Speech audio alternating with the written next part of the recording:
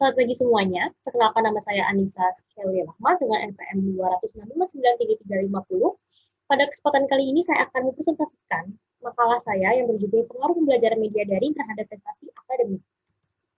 Pada presentasi kali ini saya akan membagi menjadi 3 subtopik, pertama pendahuluan, kemudian pembahasan, dan diakhiri dengan kesimpulan dan saran.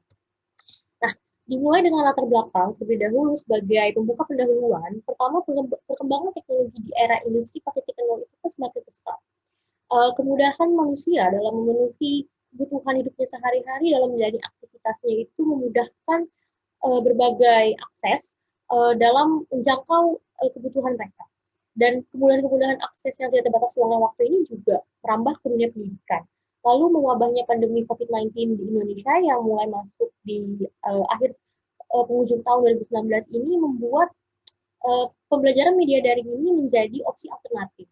Lalu pembelakuan pembelajaran jarak jauh PJJ untuk semua jenjang pendidikan ini mau tidak mau harus memakai metode pembelajaran media daring.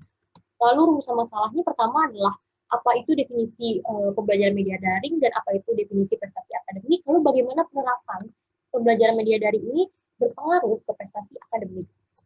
Nah, tujuan tulisannya adalah mengetahui pengaruh pembelajaran media daring terhadap prestasi akademik, lalu masuk ke metodologi. Di sini saya menggunakan metodologi studi pustaka, yaitu metode pengumpulan data lewat referensi ilmiah atau kajian yang teoritis seperti karya tulis akademik. Lalu di sini tesisnya adalah pembelajaran menggunakan media daring itu memiliki pengaruh pada peningkatan prestasi akademik dalam semua jenjang pendidikan. Lalu kita masuk ke pembahasan. Di sini kita mulai dengan definisi pembelajaran media daring. Sebenarnya daring sendiri itu dalam KBBI adalah sebuah akronim yang berarti dalam jaringan. Maksudnya jaringan di sini adalah terhubung dengan internet atau komputer. Dan di sini dapat ditarik kesimpulan dari berbagai definisi yang telah saya sadur bahwa pembelajaran media daring di sini adalah metode pembelajarannya tidak bertatapan muka secara langsung antara peserta didik dan tenaga pendidik, dan juga pastinya membutuhkan akses internet dan perangkat elektronik seperti gawai atau telepon genggam dan juga laptop. Lalu kita masuk ke definisi prestasi akademik. Prestasi sendiri menurut KBBI itu merupakan adalah hasil yang telah dicapai dari yang apa yang telah kita lakukan, apa yang telah kita kerjakan, dan sebagainya. Lalu menurut Muhi bin Syah, prestasi itu adalah tingkat berhasil seseorang dalam mencapai target yang telah ditentukan oleh suatu program. Sedangkan menurut PS Winkel itu prestasi menunjukkan bukti suatu usaha yang telah kita capai. Tapi lebih lanjut lagi, Abdul Rahman disitu menjelaskan bahwa prestasi akademik itu menunjukkan derajat keberhasilan kita dalam mencapai tujuan belajar kita sendiri setelah mengikuti proses belajar dari satu program yang telah ditentukan. Nah, program ini biasanya menentukan keberhasilan seseorang itu dengan menggunakan skor ataupun nilai. Seperti itu. Lalu kita masuk ke peningkatan prestasi akademik melalui pembelajaran media daring ini dari berbagai jurnal yang telah saya rangkum. Dari berbagai jenjang itu, pertama dimulai dari perguruan tinggi, penelitian terhadap mahasiswa akuntansi Syahwala tahun 2019 oleh Sundara Suprapto.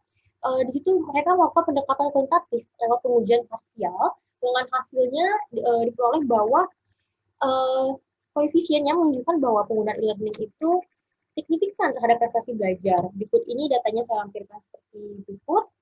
Lalu kita masuk ke jenjang SMA, di situ dilakukan oleh mahasiswa pasca sarjana Universitas 11 Maret, hasilnya juga sama bahwa kelompok siswa yang diberikan pembelajaran menggunakan media online atau media daring itu lebih memiliki nilai prestasi yang lebih tinggi gitu dengan kelompok siswa yang diberikan dengan menggunakan media LKS atau lembaga kerja siswa yang sifatnya konvensional. Nah, di situ dia juga menggunakan data kuantitatif. Lalu kita masuk ke jenjang SMP, di situ penelitian dilakukan oleh Fajriah, mahasiswi pasca sarjana Universitas Semarang. Dia memperoleh kesimpulan bahwa nilai rata-rata media daring itu lebih tinggi dengan pembelajaran konvensional. Nah, di situ juga ada konklusi baru bahwa sebenarnya secara penyelenggaraan pembelajaran menggunakan media daring ini yang sifatnya teknis itu seperti administrasi, penilaian ujian, terus itu jadi lebih efektif gitu sejak menggunakan media daring. Nah, itu data nilai ratanya dapat tertera di layar. Lalu kita masuk ke jenjang SD, di situ dilakukan oleh mahasiswa negeri Yogyakarta, Ibrahim dan Suirman tahun 2014, jauh sebelum penggunaan media daring ini menjadikan sebagai metode alternatif pembelajaran jauh sebelum wabah COVID merebak di Indonesia. Di situ penelitian ini menjelaskan bahwa nilai para siswa itu naik secara signifikan gitu dengan menggunakan uji tabel hitung dengan data sebesar sekian-sekian. Lalu dari data yang saya paparkan tersebut dapat ditarik kesimpulan bahwa pembelajaran menggunakan media daring ini memang terbukti memberikan pengaruh berupa peningkatan prestasi akademik, mulai dari jenjang pendidikan yang paling tinggi hingga ke jenjang yang paling rendah. Nah, saran saya adalah bahwa peningkatan kualitas sistem teknologi untuk pembelajaran media daring ini lebih ditingkatkan untuk menunjang proses pembelajaran.